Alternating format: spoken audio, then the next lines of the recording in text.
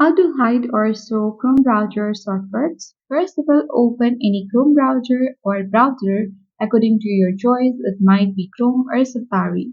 Right now, I'm opening the Chrome browser on my PC. Once you open it, as you can see, here are the shortcuts for YouTube, Facebook, My Maps, and many more applications and websites. So in order to hide this all the Chrome browser shortcuts, you can simply click on this pencil icon at the bottom right corner to customize this all the shortcuts. So let's click on it. Once you click on it, this box will appear or panel will appear at the right corner side where you can see shortcuts. So it has been shown now. In order to hide it, you need to simply toggle off the button.